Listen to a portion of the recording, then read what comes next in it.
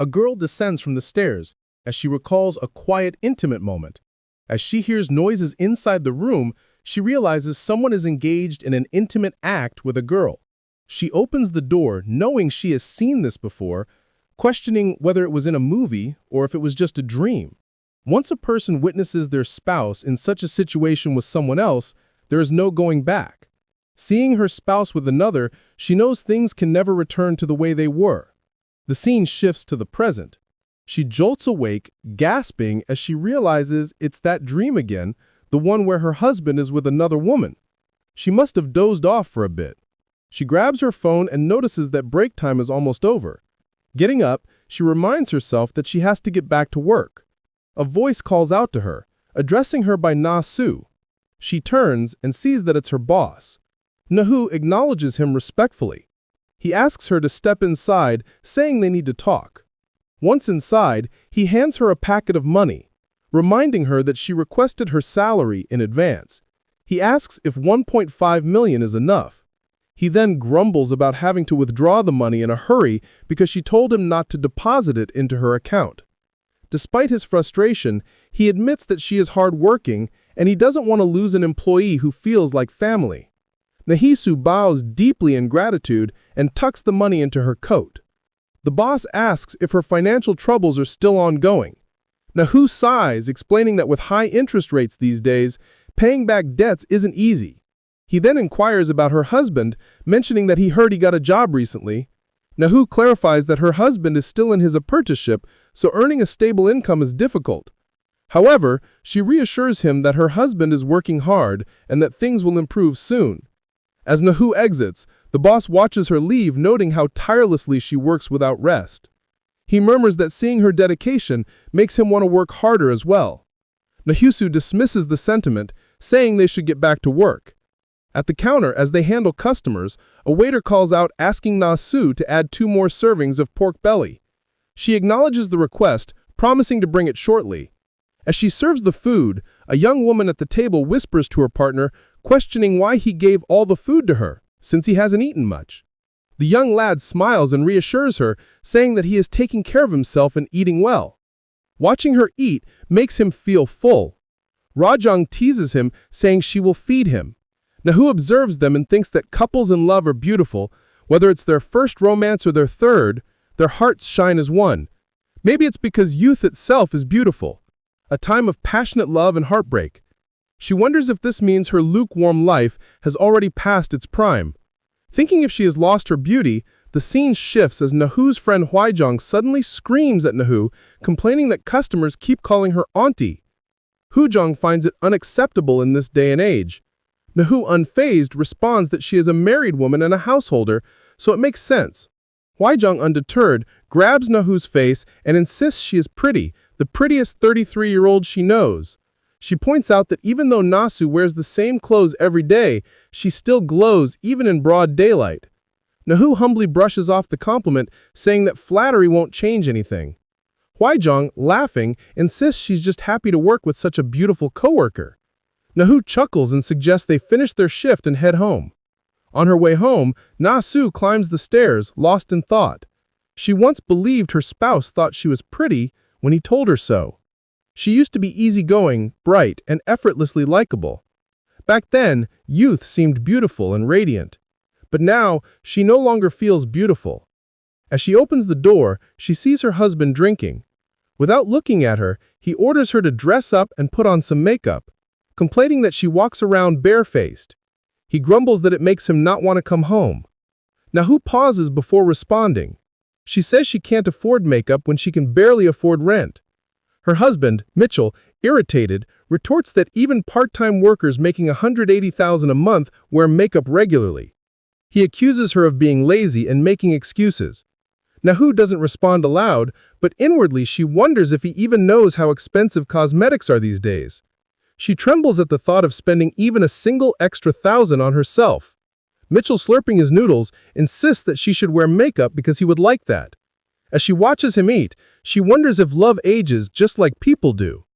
Their relationship feels worn out, like an old damp basement, a love that withered faster than youth. She questions if time drained her beauty, Or is it the endless struggle to fill the growing hole in their finances? Mitchell suddenly complains that the food isn't even good. Nahu bites her lip, questioning whether it's him who makes her feel less beautiful, or if she lost her shine because she still loves him. The scene shifts again, where Hwaijong stares at her in disbelief and asks what all this is. She lists off Nahu's packed schedule: working at a butcher shop on weekend afternoons, manning the motel counter on weekends, and opening a florist shop in the mornings. Shocked, she jokes that this is like her Hermione timetable from Harry Potter. Nahu dryly responds that she isn't living 48-hour days. Hwaijong, still incredulous, asks if a person can even handle such a schedule. Nahu dismisses her concerns, telling her to calm down and put on an apron because they need to open the store. Hwaijong huffs, saying Nahu is always thinking about work. As they chat, Hwaijong suddenly asks if Nahu knows about MBTI personality types. Nahu shakes her head. Hwaijong is visibly stunned. She exclaims if she means to tell that she doesn't even know about MBTI, to which Nahu shrugs. Hwaijong laughs, saying Nahu really does nothing but work. Since becoming an adult, she hasn't taken a break except for the time she went to the ER with the flu at 24. At first, she was busy managing married life at a young age, without any help from her parents. Then came the financial burdens. Mitchell would apologize, trying to cheer her up, but it never really worked. One day he approached her looking guilty. She immediately asked how much this time. How much money had he borrowed under her name? Instead of answering, he hugged her and asked if she was willing to forgive him. When faced with debt, she didn't feel particularly sad or depressed. She simply accepted it. She thought if she worked hard enough, she would pay it off someday. But every so often, an unexpected wave of emotions would hit her so hard that she just wanted to cry. And yet she still had debts. Their love faded faster than light. Suddenly, a young, handsome man enters the restaurant. Hung excitedly points him out, calling him the Rose Guy, making Nasu look confused. Hwaijong explains that he is a good-looking man who buys roses every day. Since no one knows his name, the part-timers gave him that nickname. Hwaijong rushes off, eager to take his order. As Nahu watches, she thinks to herself that she is still young too. Hwaijong greets the young man and asks if he is here for flowers again. As he lowers his high collar, her eyes sparkle. But instead of answering her, the young man turns to Nahu and calls out to her, saying that he would like to order. Nahu was taken aback. Hwaijong, equally startled. The words of her colleague echoed in her mind, mentioning a handsome man who purchased roses daily. In that moment, it became clear that he was no ordinary customer. There was something different about him, something almost weird. His gaze was fixated upon her, as Nahu questions if it's the usual bouquet of roses. The handsome man affirms, saying that he is glad that I remembered it. Nahu, while taking out the roses, reflects on how the world seems to have two kinds of people. Those who stand at the center of everyone's attention, like the protagonist of a novel or movie, and those who are mere extras in a story no one cares to hear. Glancing at the man nearby, she assumes he belongs to the former group, while she sees herself as part of the latter. As she picks up the bouquet and hands it to the man, she remarks that he's back with the bouquet she previously offered, thinking that he always seems to take the lead, much to her annoyance. Perhaps that's why this man who suddenly barged into her life, once indifferent to everything except work and her husband, has left such a deep impression on her. After he leaves, Hwaijong praises how amazing it was and asks if she noticed how he stood right there, but only wanted her to handle the order. Nahu replies that she suspects the man came because of her, noting that he only appears on weekends when she's around and has never spoken to her boss. To her surprise, Nahu admits it's her first time truly noticing him, which shocks Hwaijong. Can't believe Nahu never saw such a man, considering he's been coming in for several months to buy roses daily. Nahu, slightly taken aback, wonders if that's true, recalling that she did seem to prepare a similar bouquet each day. Hwang, checking the schedule, comments that it's understandable given how busy Nahu stays, but still questions how someone like him could go unnoticed. After all, she still remembers the face of a handsome man she saw in the subway 10 years ago. With a teasing smile, she suggests the man might actually be interested in Nahu. Nahu shrugs it off, asking her to stop talking nonsense and get back to work. Hwaijong insists it's not nonsense, questioning if Nahu didn't notice how he was looking at her earlier. Nahu, unimpressed, jokes about whether the young man had taken some strange medicine to fancy an older woman, adding that he looks at least 10 years younger than her. Huaizhong dismisses the remark, claiming Nahu knows nothing. After all, dating older women has become a trend, and one never knows. Maybe he's genuinely interested considering how pretty she is. While Nahu quietly smiles, smelling the roses, she remarks sarcastically that if she's considered pretty, then all the truly beautiful people must already be dead. Huaizhong, unfazed, insists it's true and asks if people don't often tell her that. Nahu recalls that someone did mention it recently, though I knew it was nothing more than a kind lie meant to comfort a tired woman. It had felt more awkward than flattering, though slightly amusing given how unloved she was by the man at home while hearing such compliments from others. When Huaizhong playfully suggests they might make a good match, Nahu cuts her off by revealing that she already has a man. This revelation leaves Huaizhong stunned.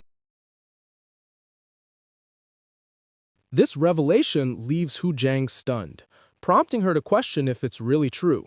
Nahu nods, affirming her words.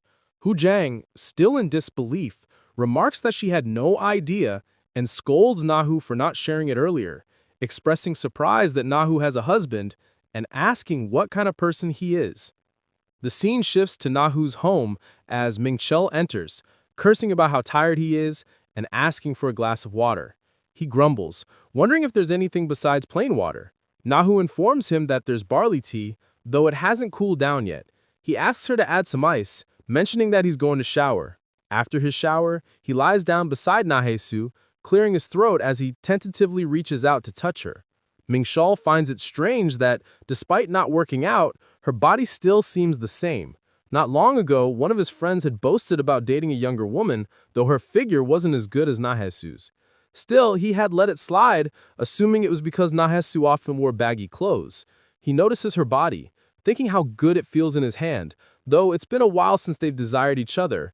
Yet, he can't help but wonder why she doesn't react to his touch. He asks if she's asleep, prompting Nahu to open her eyes and deny it. Frustrated, he questions why she isn't responding, adding that she's not a wooden doll. He grumbles about wanting things to be enjoyable and expects her to reciprocate. When Nahu quietly explains that she's just a little tired, he snaps, asking if she thinks she's the only one working. He reminds her that he's juggling several part-time jobs as well. Eventually, he sighs and tells her to forget it, muttering that he shouldn't have expected anything different as he turns away. Nahu drifts off to sleep, and the next day begins. Her weekends start at 6 a.m. The flower shop doesn't open until 8 a.m., but she has to wake up early to prepare breakfast for Mingchel. Of course, she must close the door quietly and cook carefully so that Mingchel isn't disturbed by the noise. Since Mingchel dislikes reheated food and refuses breakfast without fresh soup, Nahu makes him a new batch every morning, no matter how simple it is. In the end, the one who prepares breakfast often leaves the house on an empty stomach, rushing to work on time. Nahu sighs, thinking about how quickly time passes. Arriving at the store, she stifles a yawn, thinking she just needs to hold on until lunch, as her hunger is already creeping in. When a customer walks in, she greets him, asking if he's there for flowers. The young man nods, confirming her guess. Nahesu realizes it's that man, the rose guy. She asks if it's the rose bouquet, stating that it's about 10 roses, and the man politely affirms. Now that she looks at him closely, Nahu notices that not only is his face strikingly handsome, but his voice is equally captivating. A slow, low tone that responds with a courteous yes. For some reason, the sound leaves her ears feeling oddly ticklish. Handing him the receipt, she informs him that there are a few pending orders, so it might take a while. She invites him to sit and wait. The young man lingers near her, lightly touching the receipt beside her. Startled, Nahu wonders if he heard something just now. She suddenly becomes conscious of her stomach rumbling and flushes with embarrassment, questioning whether he noticed. Meanwhile, Hajong catches sight of the young man and immediately recognizes him as the rose guy. Curiously, she wonders if he knows the person standing in front of him as he grabs a coffee. Watching him move, she muses that even the way he walks resembles a model and finds herself questioning just how tall he might be. She laughs quietly, wondering whose father must be to produce such a stunning man. As Nahesu finishes preparing the bouquet, she calls out, informing the young man that his order is ready. He accepts it and steps outside. But Nahu freezes upon noticing a sandwich box left behind. Nahu runs out to him, calling for him, stating that he forgot his sandwich. The person states that it is a gift, asking her to please accept it as a way to take her back, but Nahu holds him, stating that she can't, as if receiving something like this from him. The person questions why not to, ask if by any chance it is because she has nothing to drink it with. He hands her the coffee cup, stating that he only had one, but it didn't poison him, which confuses Nahu. The young lad pleads with her to accept it, taking Nahu by surprise. After entering the shop, Hajung reassures her, saying that the person clearly likes her. She adds that he intentionally left the sandwich for her. Nahesu is baffled that he even left a coffee as well. She states that if that's not a sign of interest, then what is? Quite taken aback, Nahu wonders if she really looks that pitiful, because when she glanced at her reflection in the window, she saw a haggard woman without makeup, covered in patches of blushy skin all over her body. The man's actions felt more like pity and charity rather than genuine interest. She thinks that her stomach must have growled so loudly that if she were her, she would have found it hard to walk by too. But she thinks, what if this really is a sign that he's interested? Thinking about whether she should draw a line immediately. She figures that, considering she's imagining things that might never happen, her job has become a bit easier. Huajang then asks, what is she going to do now? Reminding her that she said she had a boyfriend. Giggling, she teases Nahu, asking if she's going to turn down the roses or maybe switch from her boyfriend to this new admirer. She takes a pause before clarifying that she does not have a boyfriend, she has a husband. Quite surprised by this, Huajung reacts by saying that when Nahu said she had a guy, she meant a husband, not a boyfriend. Apologizing, she admits she didn't know Nahu was married. Nahu recalls how her husband always insisted they not make it obvious that they split their debts ages ago and should only refer to him as her husband at home. He wonders why she always has to share their business, thinking that it's not exactly something to brag about, living together after divorce. Annoyed, she thinks it's frustrating, but she confirms to Huajung that he's her husband and that they should drop the subject, prompting another apology. The scene shifts to Mingchel as a girl calls out to him, handing him a cup of coffee, suggesting he have some while he works. As Mingchel looks at it, he chuckles and thinks to himself, struggling to believe what's happening. As Mingchel and the other employees smoke, they chat about how Ari is really pretty, questioning whether she really said she's 25, remarking how great being in one's 20s is. Someone comments on how smooth and firm their skin is at that age. Mingchel, amused by the conversation, notes that the way older folks talk is different, but admits that Ari has a lot of charm and being young is nice. Another mentions that Ari seems really interested in the new guy, Mingchel. They note that her gaze is totally different when she looks at him and recall how when they tried to set him up with someone, she snapped, insisting she wasn't interested. Another employee comments that Mingchel is good-looking and must be around 33, which is the perfect age to meet someone, especially since he's single. Another mentions that Heeji is pretty too. Mingchel confirms that he indeed is single. The others urge him to give it a try, pointing out that Heeji is quite pretty. Mingchel considers it and asks if she'd go for it. The scene shifts to home where Mingchel is watching TV. Nahu asks, how is work treating you? To which Mingchel responds, it took you long enough to ask, questioning if she's suddenly worried about her husband. He remarks that every job is tough and questions the point of asking, stating that she's nagging him while he's trying to rest. Nahu insists that she's not nagging and explains that once he gets his salary, we can pay off our debt faster and then remarry. Mingchel scoffs, stating that all she talks about is remarriage and questioning if she really thinks he'll do it once they clear their debt. He asks how she could live without him and warns her not to push it, claiming that when a woman nags, a man is bound to run away. He then brings up needing some spending money as he gets close to Nahu. Hugging her, he tells her he wants to buy some cologne. Nahu skeptically asks, why, since he doesn't use cologne? Mink explains that now that he's working, he sees many well-groomed guys, even older ones, wearing cologne, and he can't be the only one in the office smelling like musty, like an old man. Nahu asks how much he needs, and Mingchel reveals that it's about 200K. He insists that at his age, he should at least get a department store brand, saying he won't buy the cheap kind that kids use. Shrugging, he tells her that if she doesn't want to give him the money, then forget it. Nahu thinks they had a lot of expenses this month due to Mingchel getting the job. They spent a lot of money on a new suit and shoes. And it's true that when someone starts working, expenses tend to exceed income for a while. No matter how much they save, they're still in the red. She wonders if she might even need to take on more work.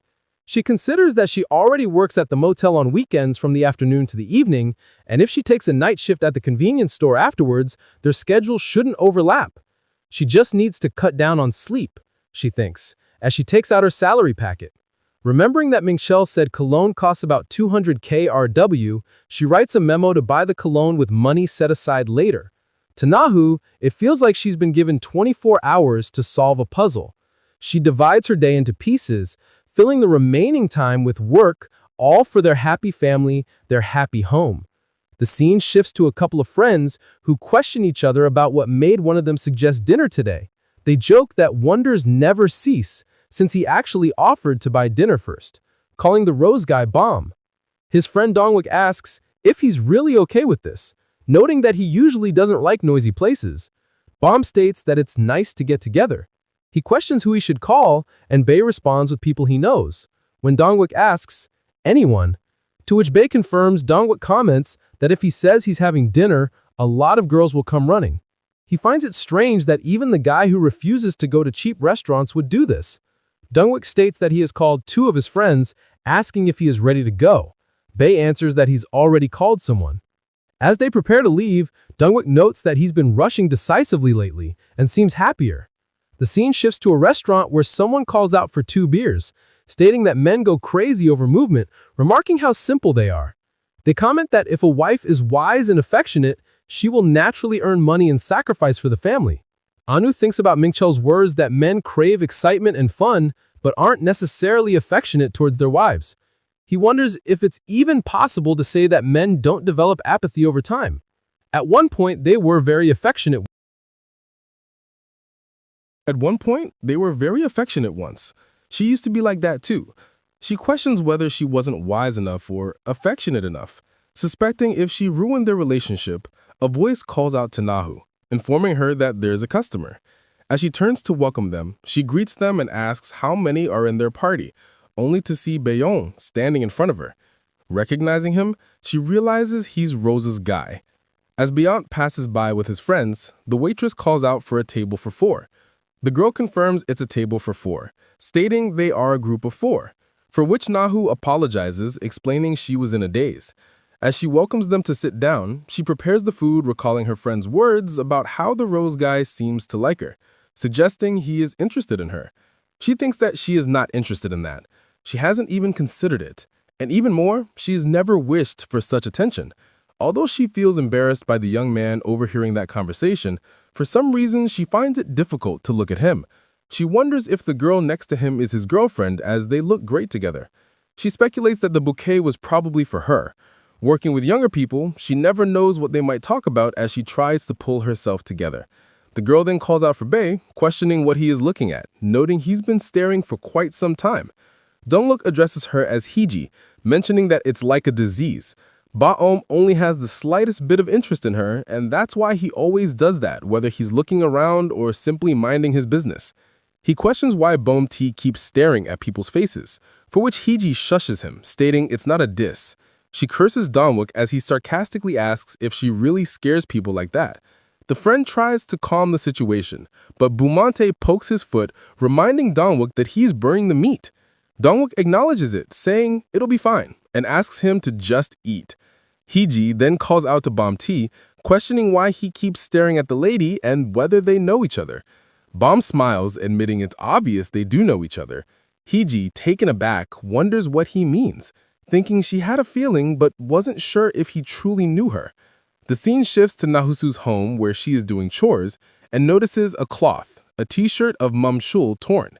She thinks he'll be annoyed and considers that it hasn't been long since she bought it, so it's a shame to throw it away. She might as well sew it up. While Mum Chul is lying down, he questions what Nahu is doing instead of resting, to which she replies that she's sewing. Mum Chul, curious, asks what she's sewing and takes the cloth, calling it pathetic. He questions if she's seriously asking him to buy clothes for her right now. If that's the case, she should forget it. Nahu questions why she would throw it away, saying it's still wearable, but Mitchell insists that men don't like such pitiful behavior. He dislikes worn-out underwear and hates stretched ones even more, saying it makes him feel like an old man. Nahu reflects, realizing everything reminds her of him. She doesn't know what they discussed, but the whole conversation was a misunderstanding. She wonders why she keeps recalling embarrassing and shameful memories despite trying so hard to forget them. Nahu asks Mitchell to give the cloth back, for which he sighs, saying whatever he says always ends up sounding depressing. He pulls her up, stating she has no charm, no mood, and no clue about being a woman. Yet, despite all that, he still wants to live with her, claiming he is the only one for her, to which Nahu quietly agrees. In winter, a chilling cold pierces through the walls of their semi-basement apartment, stinging their skin. Trapped in a narrow, run-down house, their lives remain strictly ordinary, yet unfortunate. She might hate living like this, but she endures it all because of him. The next day, as Nahu packs food, the weather report mentions a chance of rain in the afternoon, expected to continue until late at night. Nahu thinks it'll probably rain until evening and decides to take an umbrella with her. She wonders which one is still intact, concluding that one looks fine while the other is tattered. Since the worn one still works, she decides to use it a little longer and let Michelle use the better one. The scene shifts to the office, where Michelle calls out for Ari, asking where she's heading. She replies that she's going to get some office coffee. As she slides beside Michelle, he questions if they ran out of instant coffee, to which Ari asks where the new pack is. Michelle mentions he once saw it there. As Ari tries to grab it, she suddenly screams and jumps beside Michelle. He, startled, asks what's wrong, and Ari nervously explains there's a bug over there. Michelle, relieved, jokes that he thought he'd done something wrong, and questions if she's really that scared of bugs. Ari reveals that she's more than terrified as she's extremely scared. Clinging to Michelle, he finds her reaction cute and offers to capture the bug, asking where it is. However, as he looks around, he finds nothing. While Ari insists it was definitely there, Michelle thinks how Nahu has never been afraid of bugs, making someone like Ari seem refreshing. It almost makes coming to work worthwhile. The scene shifts to the shop, where Nahu-Soo mentions that someone is running late today. Nahu asks who she means, and her friend reveals it's the Rose guy, adding that it's somewhat comforting to see his handsome face at least once during this tough part-time job. Spotting him, Nahu-Soo announces his arrival. Nahu-Soo, feeling awkward, quickly decides to tend to the flowers out back, prompting her friend to question her sudden departure. As Beyont enters the shop, he notices Nahu-Soo leaving and heads to the counter. Nahu-Soo asks if there's a specific flower he's looking for, to which Beyont responds that he'll take the usual bouquet of roses, making her question how he didn't even glance around before deciding. Later, at dawn, rain pours down. Nahu thinks it's fortunate she didn't run into him today, but she realizes she can't avoid him forever. Embarrassing moments quickly fade after a few days. She reflects on the heavy rain forecast, noting it's really pouring now, and hopes Michelle remembered his umbrella. As she opens hers, it crackles and falls apart. She recalls it seemed fine this morning, but is now completely broken. While the convenience store isn't far, it's not close enough to run through the rain. Since the rain is expected to continue until night, she can't wait here indefinitely. As poverty quietly defines people, even a cheap umbrella could have spared her this situation if only she hadn't procrastinated and bought a new one in advance. She wonders what to do, knowing Michelle will likely be annoyed if she calls him, especially since he's been tired lately from adjusting to his new job. She decides to wait a little longer.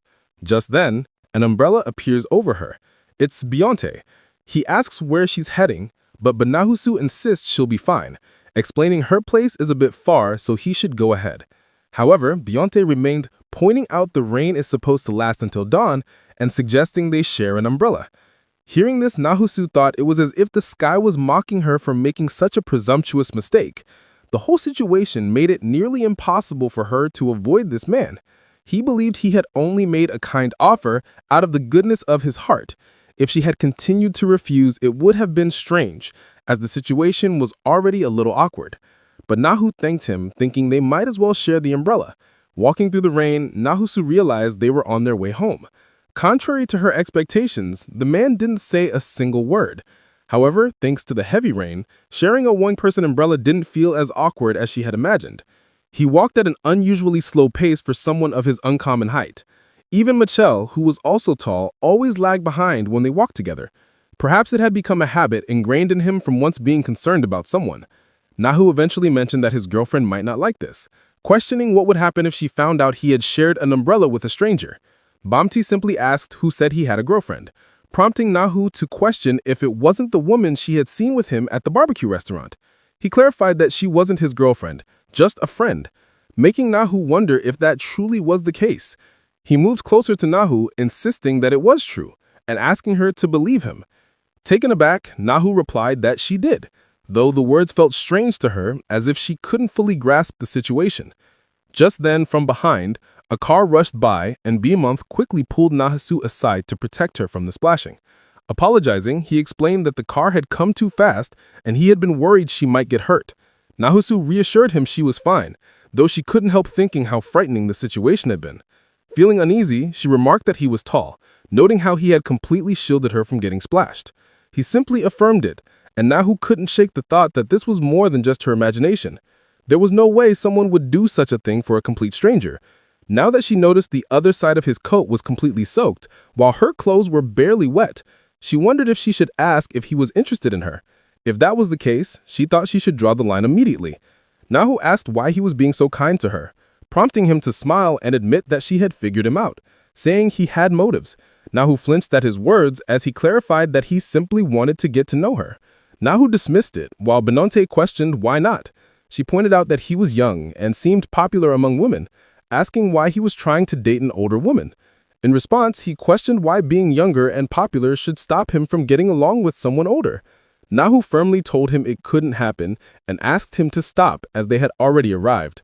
Standing at her doorstep, Nahu thanked him for the day, to which he asked if they would continue being strangers. Nahu confirmed they should, and the man nodded, saying he had heard her clearly before walking away. Watching him leave, Nahu thought he would have been more stubborn, but he had accepted her words more easily than expected. The sight of his retreating figure after such an obedient response felt strangely solid and poignant. Descending the stairs, Nahusu wondered how he had ended up interested in someone like her. Perhaps it was because he was still young, and sometimes it was just curiosity. Entering her home, she realized Michelle hadn't taken the umbrella with him. Remembering the words spoken at her shop, she thought someone would have to pick one up in front of the company, and Michelle would probably appreciate it. The scene shifts as Nahusu carrying the umbrella arrived at Michelle's office. Standing outside, she rang out for him, but there was no response. It seemed their plans had fallen through, and he hadn't even seen the text she had sent about picking him up, likely because his phone battery had died. She regretted coming all this way without confirming or making any plans, and decided to head back home until she saw Michelle sharing an umbrella with another girl. She saw Michelle sharing an umbrella with another girl. Approaching them, Nahu stared intently, prompting the girl Ai to question Michelle about the woman watching them. Michelle tried to act casually, asking Nahu what was going on and whether she had come to pick him up despite the heavy rain. Attempting to smooth things over, Michelle explained that it was just a family matter, prompting Ari to apologize. Michelle quietly whispered that Nahesu was a close friend, almost like a relative, hoping to make Ari leave without further questions. Bidding farewell, Michelle told Ari he would use the umbrella instead, to which she nodded and walked away. Turning to Nahesu, Michelle asked why she had come all the way to pick him up without asking first, noting how unlike her it was to do something so considerate. When Nahesu didn't respond, Michelle pressed further, asking what she was doing and whether they were leaving. Nahasu, still bothered by what she had seen, asked about the girl's identity, referring to the woman from earlier. Michelle clarified that it was Ari, someone he worked with at the same company. Seeing Nahasu's expression, he asked if she really thought everything came down to attraction between men and women. Nahu tried to deny it, but Michelle urged her to calm down, suggesting that maybe it was because she had few friends or people to contact. He reminded her that while it might have been uncommon in the past, our society now allowed for colleagues, friends, and other relationships between men and women. Pleading with her not to be so embarrassing, Mature left Nahesu standing there, deep in thought. Bonus's words about wanting to get to know her echoed in her mind, the low voice lingering like the sound beneath the umbrella. She now realized she had thrown away an opportunity, treating it as nothing special. The next day, Nahu and Nahesu were exhausted. Nahu complained that it wasn't even peak season, yet there were so many group orders, adding that customers should pay extra for such demands. She joked that her body might collapse from the workload. Nahu told her to rest, offering to handle the orders herself. Grateful, Nahesu wished for a quiet day without more customers except for roses.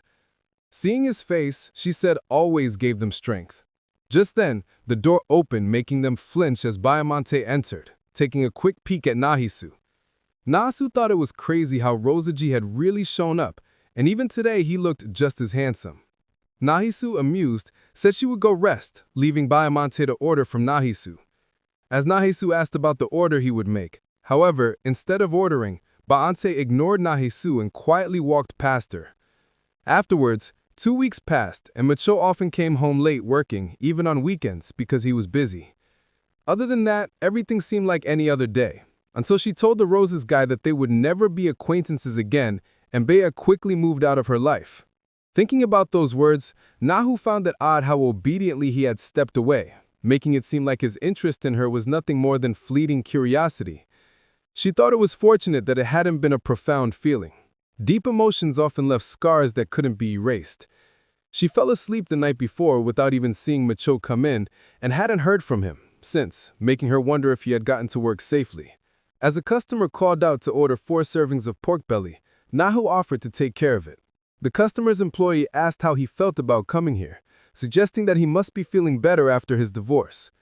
The boss agreed, saying he was glad to not hear his ex-wife's annoying nagging anymore. He added that he didn't feel awkward sitting next to a young employee at work, mentioning how the company was growing steadily. They agreed that once business stabilized, they could enjoy their second youth. The boss took a peek at Mahasi, thinking it would be perfect if he could start a new life with someone like her. He had been watching her during company dinners at the restaurant, noticing how hard-working she was, someone unfamiliar with luxury. They were only about 10 years apart, and since he was a regular customer, she probably knew he was a boss. He figured she'd be thrilled if someone like him showed interest. Calling out for a drink, his employee offered to pour it, but the boss refused, saying he wanted Nahasu to pour for him. His employees reminded him that it was still a regular restaurant, but the boss insisted Nahu hurry up. Suddenly, a scream echoed through the restaurant. The boss asked if she knew who he was. The boss rushed over questioning the situation, and the waiter called him to come quickly. The boss muttered about that damn bee chasing Nahasu, identifying him as the future president of a tech store. The boss, clearly agitated, demanded to know how many times he had visited the store and helped their business during tough times. He complained about how the employees were treating him. Bowing, the shop owner admitted fault, apologizing on behalf of his staff and offering extra meat as compensation. But the customer rejected the offer, ordering Nahesu to kneel down. He thought to himself that she was acting too proud for someone working in a place like this. He believed her spirit needed to be broken. The shop owner firmly refused, saying that no matter how angry the man was, he couldn't treat employees that way. The customer scoffed, questioning why he couldn't, especially since he'd supported the shop during the recession. He threatened to spread the word among friendly business owners, ensuring they'd all stop coming. Without hesitation, Nahu knelt down, apologizing and asking for forgiveness. The shop owner urged her not to, but Naisu insisted it was her fault the customer was upset. She pleaded for him to continue visiting their store in the future. Later, in the kitchen, the shop owner questioned why she had gone that far, saying he'd heard enough to know the man was truly awful. Naisu simply replied that company dinners are rare these days, and losing customers like them would hurt business. She appreciated how considerate the boss had always been and didn't want to cause trouble. The shop owner sighed, acknowledging how tough the world could be, filled with bad people and like-minded followers. Nasu assured him she was fine, genuinely meaning it. She had worked all kinds of jobs when she was younger, enduring many sleepless nights filled with sorrow. Her heart had toughened, becoming desensitized to pain. The shop owner then asked if she was planning to walk home, offering her a ride. Nahu declined, explaining that she'd taken a part-time job at a convenience store for the weekends, shocking the shop owner. He asked when she'd even found the time, joking about whether her body was made of steel. Nahu assured him, saying it was only on weekends, so it was manageable. The shop owner sighed, hesitating before asking if she was dealing with a lot of debt. That question triggered a painful memory for Nahasu. Men barging into her house, destroying things while Michal desperately apologized. He had begged her to pay off the debt, promising that once it was cleared, they'd remarry and live happily ever after. Taking a deep breath, Nahu brushed off the memory, smiling faintly at the boss. Even now when the wind rattled the old door, she wondered if it was a debt collector. but she still held on to dreams of a better future. As the unpleasant customer stumbled out, dizzy from drinking, he muttered how refreshing it had been to see her on her knees. If he had spoken nicely, she would have obeyed right away, but she hadn't. She wondered if she even knew who he was. Convinced that someone pretty like her shouldn't expect to go unnoticed. He believed he had to break her spirit first so she'd treat him well later. Now that he'd scolded her, he figured if he acted kind next time, she might fall for his unexpected charm. Chuckling to himself, he didn't notice Baiamonte quietly following him. The man thought he'd return next week and speak to Nahesu privately.